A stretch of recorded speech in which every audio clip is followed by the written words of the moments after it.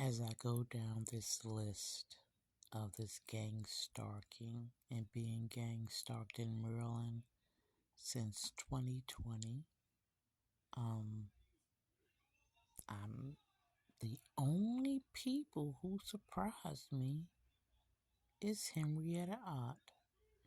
Now I'm really hoping that this is alleged, or the disclaimer is I don't know for sure, and I hope the hell it's not true, but our conversation, I want to say from 2021 to me visiting her in 2022 was a drastic 360 for her.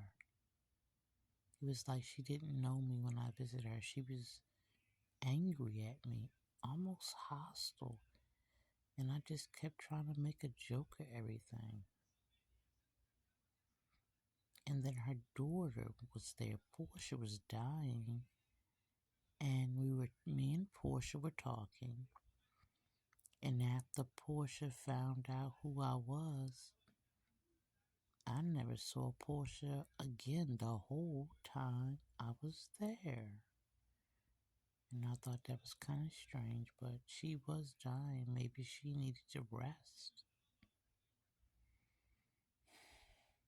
I don't know what to say about any of this.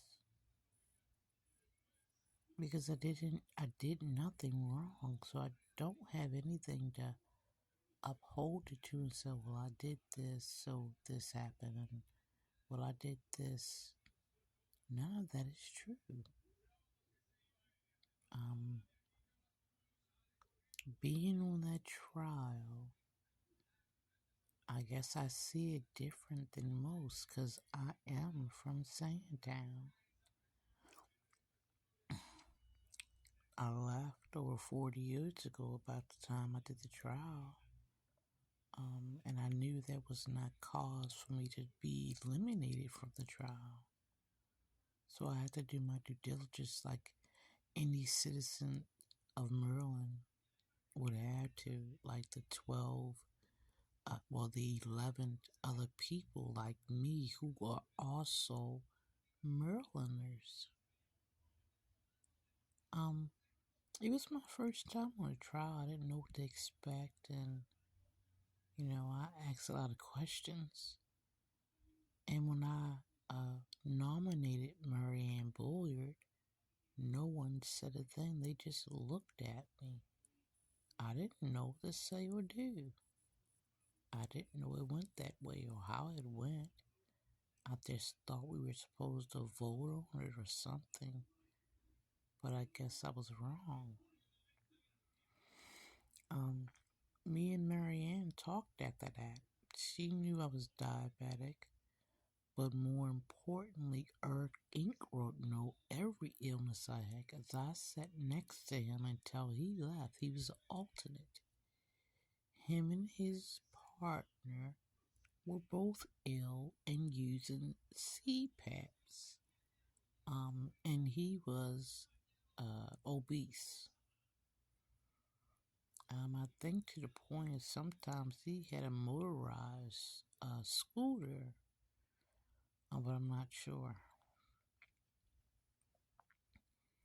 So when I moved next to Marianne Bolyard in Halethorpe at 3163 Burr Road, I didn't remember her, but it wouldn't have mattered if I did or not. We were both Marylanders, and it was obvious we never left.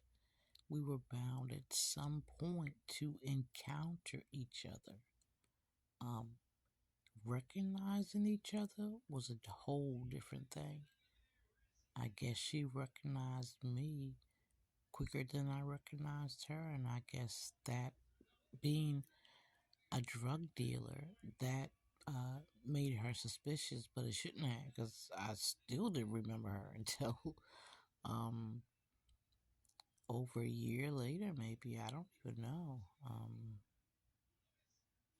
They had hacked so much into every computer, tablet, every phone.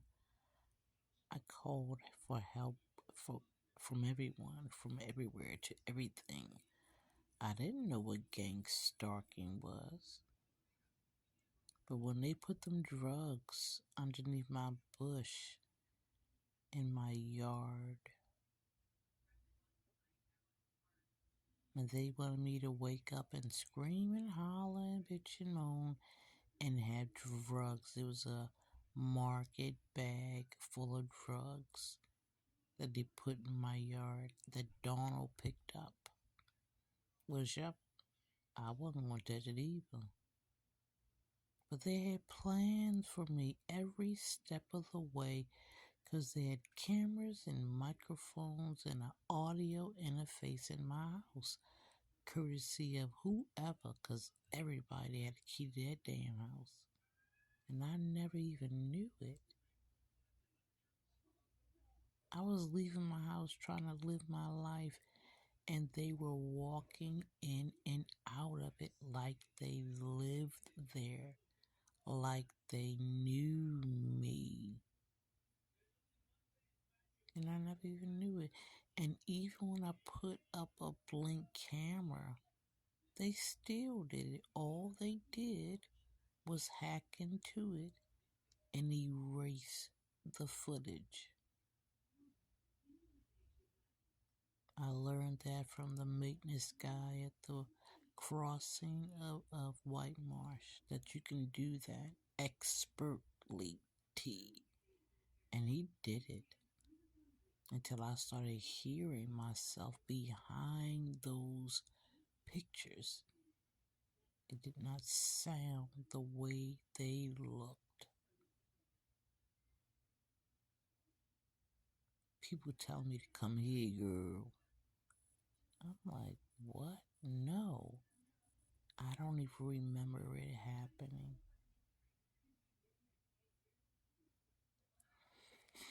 You talk about hate and bullying. I don't want to hate no one.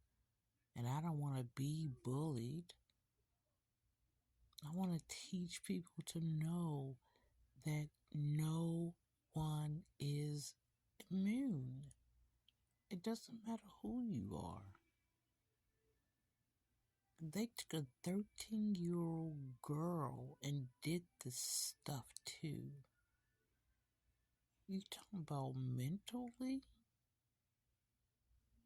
I mean, seriously, this is the torture that they put you to daily. This is what they did to me, and this is what they're doing to me. And all they got to do is offer you money and favors from the state or the city of Baltimore, Maryland.